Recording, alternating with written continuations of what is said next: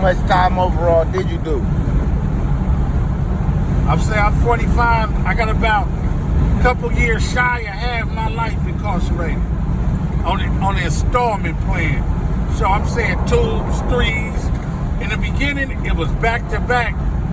Nigga was averaging about 6 months on the street, going back to do 2 or 3 years. But gangsterism was different. Like, you know, nigga had to put that work in. You know, Sobrani wasn't no regular hood. You feel me? Nigga was coming home in his dress outs, checking in. Yeah. What's going on? What needs to be done? Nigga, how can I help myself? You know? And that's just what it was for a long time. To a nigga was like, yeah, this. It was sort of like a form of insanity because I was getting sharper, I was getting stronger, but I was doing this, making the same dumb mistakes. So you only can blame the white man for so much shit, you know? So I had to start thinking like the white man to stay on these streets. Yeah, real shit. You know, shit. Would you say this time that you've been out, this been the longest stretch you had? Yeah, this is probably the longest stretch. Because I know since you've been out since I was staying back out here, and then I done moved back, and you done been out this whole time, so. Yeah. That shit. How long did it take you to feel like, okay, damn, a nigga really ain't, you feel me, nigga ain't going back. A nigga that figured out how to stay out.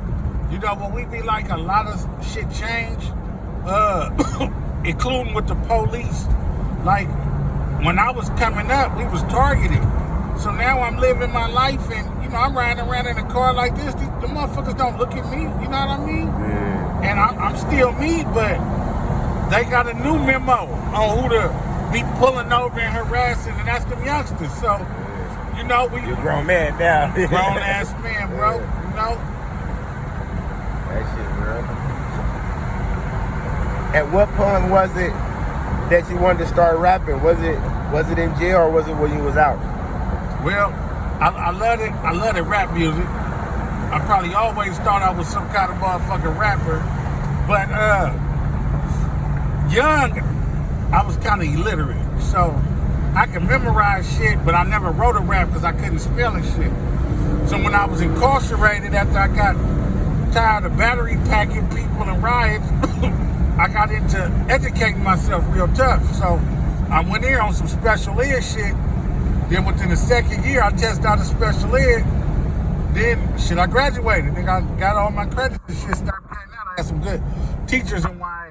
My OG homies was like, nigga, quit acting like... You know, one time, one of my big homies in there named Whammo from the 20s, I had robbed a crib, and I got the program shut down. And he was real mad at me. He tried to slap me in the shower when I moved. And he was like, nigga, you from Oakland, nigga, and you running around here acting like you a gangbanger. He was like, nigga, we get sharp, nigga. You about to go home and have some money. And it was like one of them conversations I needed. Because I really was, you a product of your environment. So they take me, I'm 14 years old, I'm around all this crazy shit. Then I start wilding out, you know what I mean? Yeah. I'm running around with niggas and we busting moves and doing shit. Nigga, my family sending me packages. I don't have to be doing this shit, but I'm channeling this frustration. And when he gave me that wake up, I was hella mad. I wanted to do something to him, but I had to think about it. I was like, yeah, nigga, you got all this time on your hands, start doing different shit. So I started reading books. I started writing raps, and I built my vocabulary. I read the autobiography of Malcolm X, and inside of the book, it said how he read the whole dictionary. I tried to read the whole dictionary. I probably got the S or something, but nigga, my vocabulary, nigga, like the way I talked and the movement, and then it just started all about being like, nigga, I'm from Oakland, nigga. You know what I mean? Nigga, I'm from Oakland. I see the world different, and that's how niggas start moving. So that's when the rapping shit came on. I come home, report to Fat Kevin there. I think I got hella raps. But I just had the raps and I knew how to say them, but we was on that gangster shit. And niggas was having, it was money. So nobody in the hood was rapping. Plan B died. He would have been like the first nigga that put on. My cousin V White. He was with the Delinquents, so I went to V White and I started saying my raps to V. And V got me my first feature in '98 on Our House on The Bosses Will Be Bosses. And then the Delinquents wanted to give me a deal But they used to be like, you can't stay out of jail. Yeah. So, you know, if I would have learned how to get serious way back then, shit, I don't know. Shit'd be a little different probably.